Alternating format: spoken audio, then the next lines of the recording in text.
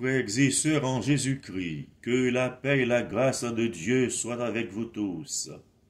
C'est votre serviteur, Joël Désiré. Nous allons lire Exode chapitre 15, versets 23 et 27. Les fils d'Israël arrivèrent à Mara, mais ils ne purent pas boire l'eau de Mara, parce qu'elle était amère. Puis ils arrivèrent à Élim, où il y avait 12 sources d'eau et 70 palmiers. Ils campèrent là, près de l'eau. Prions Dieu. Merci Père Céleste pour ta présence, ton secours, ta bonté et ton pardon. Que ton nom soit glorifié au milieu de nous, par Jésus-Christ, ton Fils, notre Sauveur. Amen.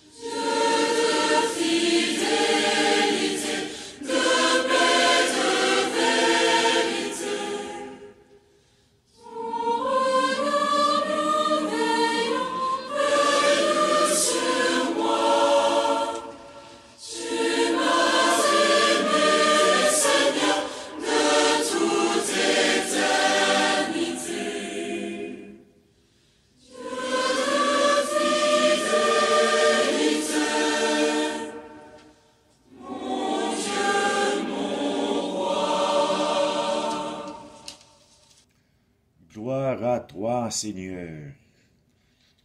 Le titre de mon message ce matin s'intitule « Comptez sur Dieu quand nous traversons le désert ».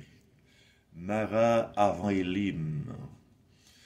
Dans la Bible, le désert symbolise le lieu de l'épreuve. Chers amis, la vie du chrétien est comparable au voyage d'Israël dans le désert. L'esclavage et l'Égypte sont laissés derrière. Mais pour atteindre Canaan, il faut affronter les obstacles. Oui, le monde est un lieu d'épreuve. Nous vivons des temps de grande détresse. Le danger est partout. Le monde a grand besoin de lumière. Quelqu'un a dit: Dieu porte le poids du monde sur ses épaules, mais il tient ses enfants dans le creux de sa main. Amen. Pourquoi devons-nous compter sur Dieu quand nous traversons le désert? Premièrement, notre Dieu est un Dieu qui entend. Bien-aimés en Christ, 3 jours après la traversée de la mer Rouge, les Israélites ne trouvèrent point d'eau. Ils arrivèrent à Mara, mais ils ne purent pas boire l'eau de Mara, parce qu'elle était amère. C'est pourquoi ce lieu fut appelé Mara. Exode 15, versets 22 et 23. Face à cette situation, le peuple en murmura contre Moïse en disant: « Que boirons-nous » Exode 15, verset 24. L'eau de Mara représente l'absence de reconnaissance, le rejet, les critiques, les accusations fausses, etc. Mara est un lieu de murmure. Mara en hébreu signifie amertume.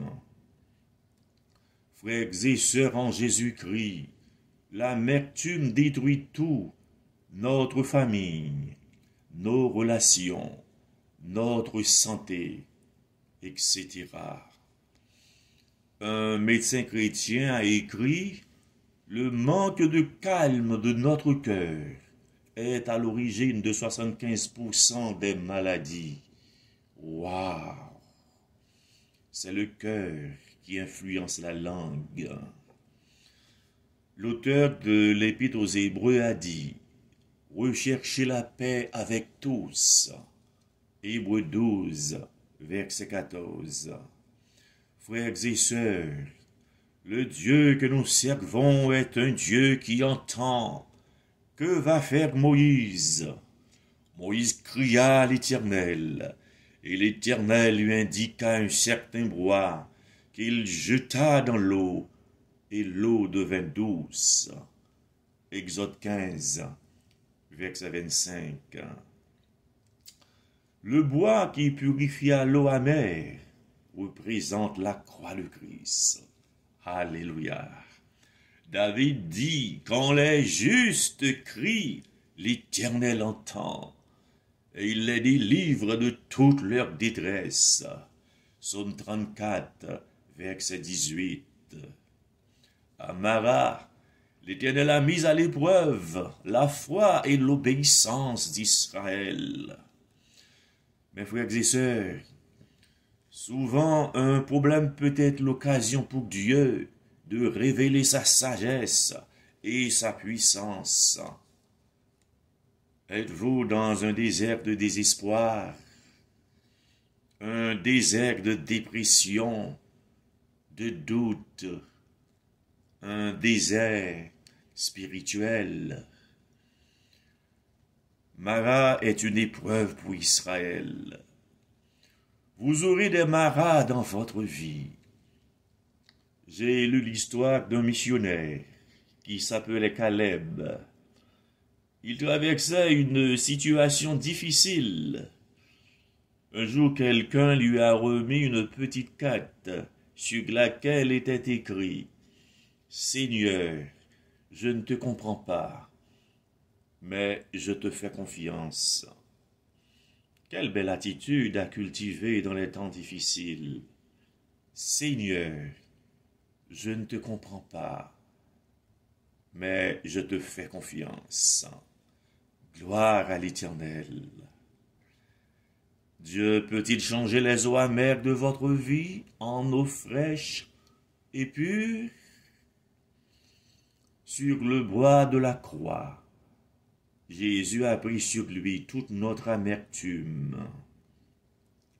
Ce bois transformera nos plaintes et nos murmures en chants de louange et notre épreuve en bénédiction. Merci Seigneur. Deuxièmement, notre Dieu est un Dieu qui agit. Bien-aimés en Christ, après Mara, Dieu conduit son peuple à Élim. Élim est une zone de confort.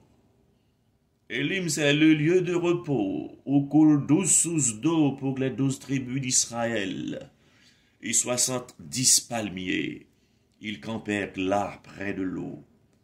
Exode 15, verset 27. À Élim, le peuple d'Israël avait goûté les bénédictions de la grâce de Dieu. Alléluia. Oui, la provision du chrétien vient d'en haut. La Bible dit, toute grâce excellente et tout don parfait descendent d'en haut, du Père des Lumières, chez lequel il n'y a ni changement, ni ombre de variation. Jacques 1, verset 17. Le secours du chrétien vient d'en haut. Je lève mes yeux vers la montagne. D'où me viendra le secours? Le secours me vient de l'Éternel, qui a fait les cieux et la terre. Psaume 121, versets 1 et 2. Dieu s'est servi de corbeaux pour apporter de la nourriture au prophète Élie. 1 Roi 17, verset 6. Frères et sœurs, Bon Dieu, pas quitter nous n'en marra tout temps. Faut que nous rivions dans Elim tout. Satan n'a pas le dernier mot. Le méchant n'a pas le dernier mot. Dieu a le dernier mot.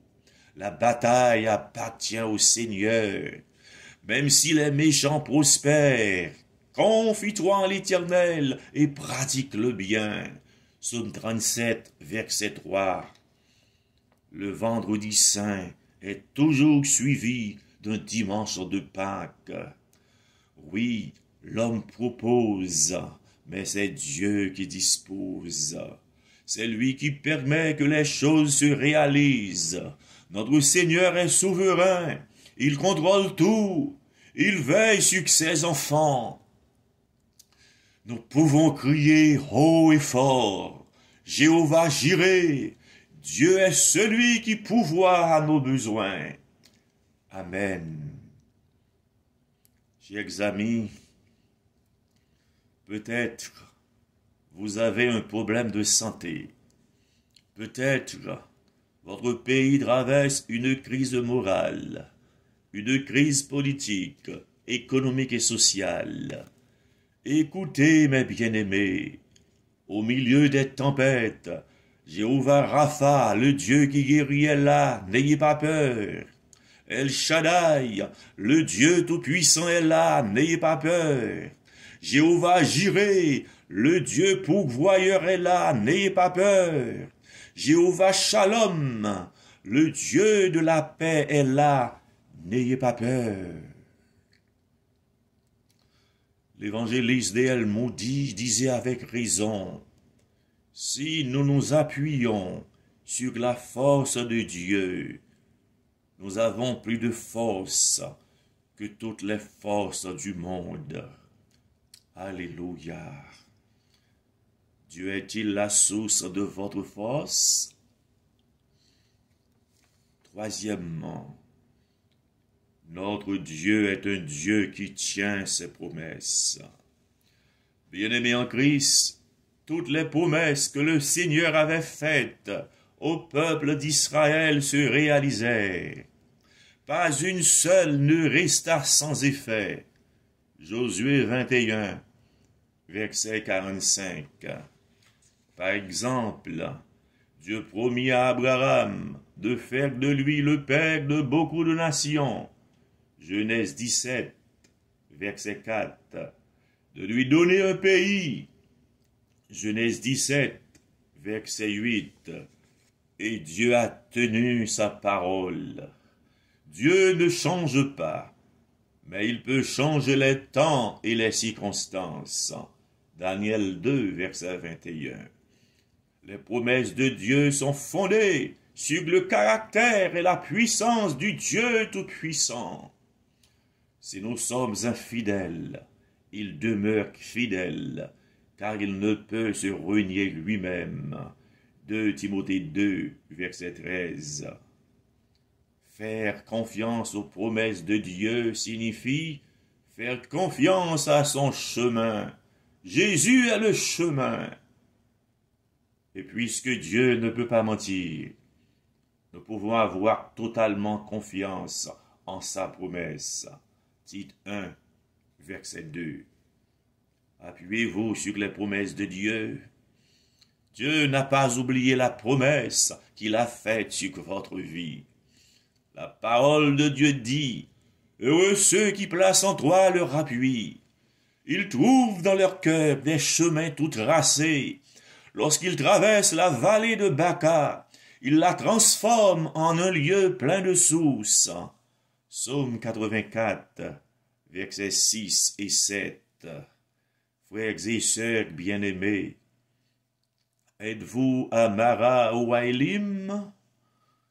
Parfois, il faut aller à Mara avant de pouvoir apprécier Élim.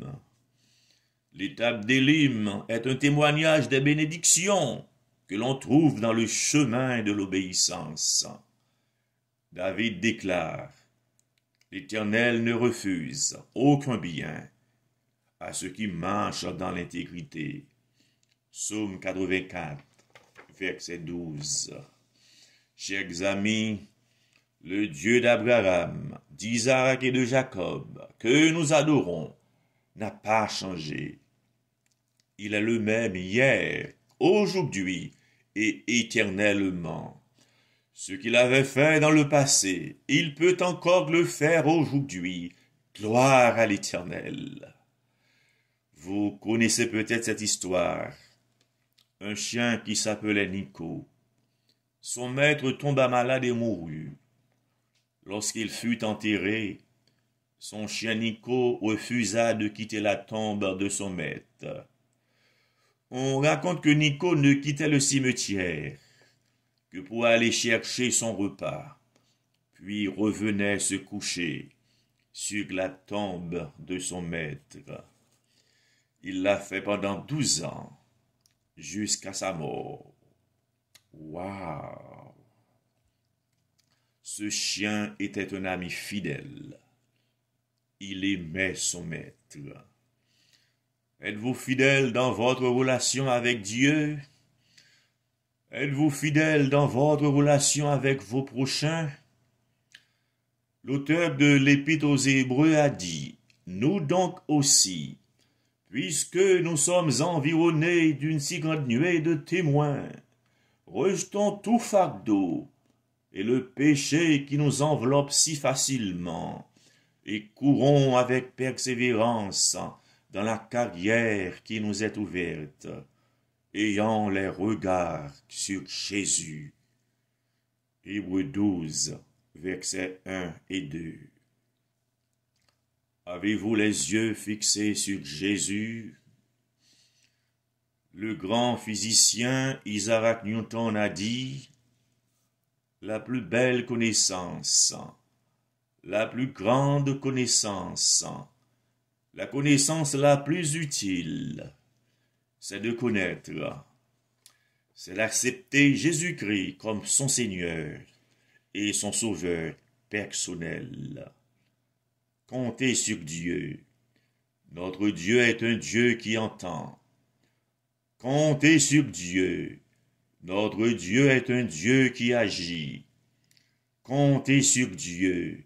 Notre Dieu est un Dieu qui tient ses promesses.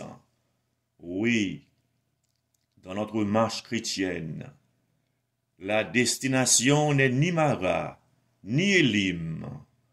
Le ciel est la destination finale. Que Jésus-Christ soit notre joie et notre espérance. Que Dieu vous bénisse. Amen. Alléluia.